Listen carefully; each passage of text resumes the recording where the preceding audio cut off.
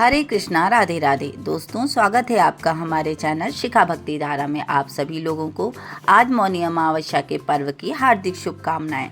मौनी अमावस्या के इस पावन पर्व में गंगा स्नान का अत्यधिक महत्व होता है। गंगा स्नान और पितरों के प्रति दान तर्पण आदि करने से पितृ प्रसन्न होते हैं और अपना आशीर्वाद देते हैं। आज हम आपको अपने इस वीडियो में मौनी अमावस्या की एक पौराणिक व्रत कथा का श्रवण कराने जा रहे हैं। तो चलिए वीडियो शुरू करते हैं। पौराणिक कथा के अनुसार मौनी अमावस्या भगवान विष्णु से जुड़ी हुई है। कहा जाता है कि इस दिन भगवान विष्णु ने मत्स्य अवतार लिया था और धरती पर सतयुग की शुरुआत की थी।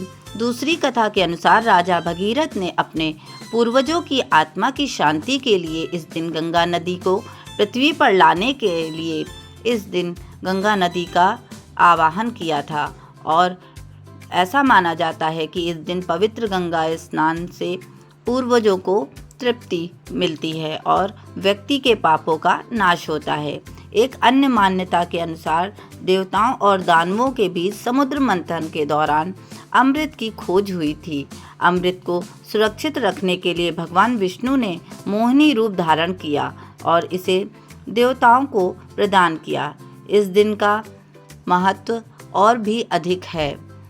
मौन रहकर मनन करने और भगवान विष्णु की आराधना करने का भी विशेष महत्व होता है। मौनी अमावस्या पर एक पौराणिक कथा इस प्रकार है। बहुत समय पहले कांचीपुरी में एक ब्राह्मण परिवार रहता था। परिवार के मुखिया का नाम देवस्वामी था। उसके 7 पुत्र और एक पुत्री थी। देवस्वामी की पत्नी का नाम धनवती और पुत्री का नाम गुणवती था। समय के साथ देवस्वामी ने अपने सभी बेटों का विवाह कर दिया। अब बेटी गुणवती के विवाह की जिम्मेदारी उस पर थी। उसने अपने बड़े बेटे को सुयोग्य वर देखने के लिए दूसरे नगर में जाने को कहा। इधर देवस्वामी ने बेटी की कुंडली ज्योतिषाचार्य को दिखाई तो उसने कहा कि विवाह पश्चात कन्या के विधवा होने का दुर्योग बन रहा है।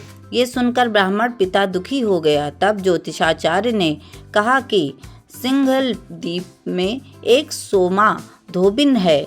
यदि वह यहाँ आकर पूजा करे तो गुणवती की कुंडली का दोष खत्म हो जाएगा।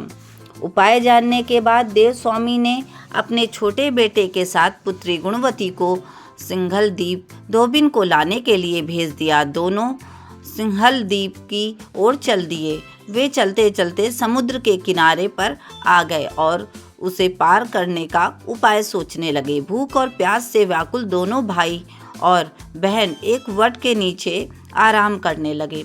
उस वट वृक्ष पर एक गिद्ध परिवार रहता था।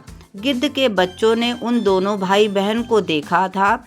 तब जब उनकी माँ भोजन लेकर आई तो खाने से मना कर दिया और उन दोनों भाई बहन के बारे में बताया।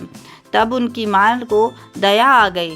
वह पेड़ के नीचे आराम कर रहे गुणवती और उसके भाई के पास गई। दोनों को भोजन दिया और उनकी मुश्किल हल करने का आश्वासन दिया। तब दोनों भाई बहन खुश हो गए और भोजन करने लगे। सुबह होने पे मादा गिद्ध ने दोनों भाई बहन को सोमा धोबिन के घर ले गई। गुणवती ने अपनी समस्या बताई तो वह उसके घर जाने को तैयार हो गई। धोबिन गुणवती के घर गई और पूजा की। इसके बाद गुणवती का विवाह हुआ। दोष के कारण उसके पति की मृत्यु हो गई। उसके पश्चात सोमा धोबिन ने गुणवती को अपने पुण्य दान किए, जिसके प्रभाव से उसका पति फिर से जीवित हो गया। लेकिन जब सोमा धोबिन अपने घर लौटकर आई तो उसे पुण्य में कमी के कारण उसके पति व बेटे एवं दामाद की मृत्यु हो गई। तब उसने नदी किनारे पीपल के पेड़ के नीचे श्री हरि विष्णु की विधि विधान से पूजा की और 108 बार पीपल की परिक्रमा की। पूजा से महापुण्य प्राप्त हुआ और फिर से उसके पति, बेटे और दामाद जीवित हो गए। उसका परिवार सुखपूर्वक रहने लगा। इस प्रकार से हर मौनी अमावस्या के दिन भगवान विष्णु और पीपल पेड़ की पूजा अवश्य करनी चाहिए। इस प्रकार से मौनी अमावस्या की ये कथा पूर्ण हुई। आप सभी लोगों को वीडियो में दी गई जानकारी अच्छी लगी हो, वीडियो पसंद आया हो तो प्लीज़ लाइक करें, शेयर करें व सब्सक्राइब करें। राधे राधे।